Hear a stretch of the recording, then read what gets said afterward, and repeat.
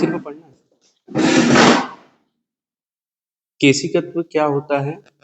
Glass tube के अंदर पारे का बढ़ना तथा घटना किस प्रकार होता है? इसका सूत्र लिखकर समझाइए।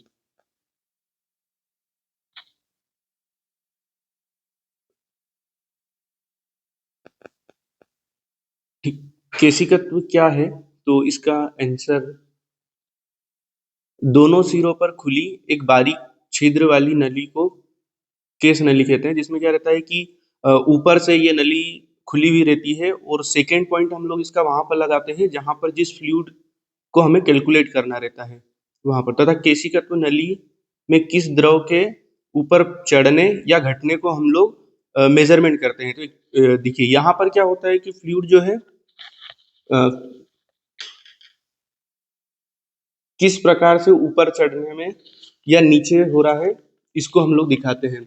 एक्चुअली देखिए यहाँ पर हाइट जो हमारी है इसको h से हम लोग डिनोट करे हुए हैं, तो ये फ्लूइड कितना हमारे यहाँ पर ये हाइट बढ़ा हुआ है इसको हम लोग बता रहे हैं। यहाँ पर ये हमारी जो दिखाई दे रही है ये सिंपल सी ग्लास ट्यूब है जो दोनों एंड से क्या है खुली हुई है, जिसमें एक एंड क्या रखा है हमने, जिस फ्लूइड को हम लोग मेजरमेंट कर रहे हैं वहां पर हमने लगाया हुआ है, और ओपन से क्या है ये ऊपर तरफ से खुली हुई है। तो इसमें क्या होता है कि जो फ्लूइड रहता है वो हमारा ऊपर की तरफ बढ़ता है। देखिए कई बार क्या होता है कि फ्लूइड नीचे होता है और कई बार फ्लूइड ऊपर होता है, ये डिपेंड करता है कि हम लोग कौन सा फ्लूइड ले रहे हैं।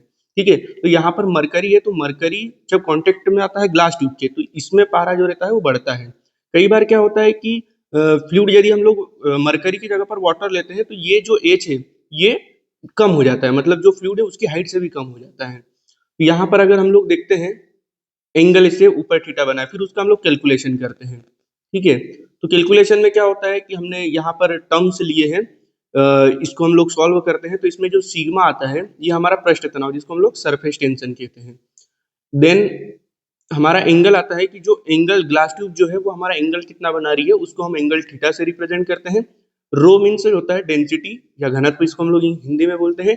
डी फॉर ग्लास ट्यूब, देखिए जो ग्लास ट्यूब रहती है उसका डायामीटर कितना है उसको हमने डी से डिनोट करा है। जी गुरुत्वीय त्वरण होता है, इसका मान फिक्स होता है, ये अपने को पता है। कई बार इसका मान दिया हुआ रहता है, कई बार दिया हुआ नहीं रहता है।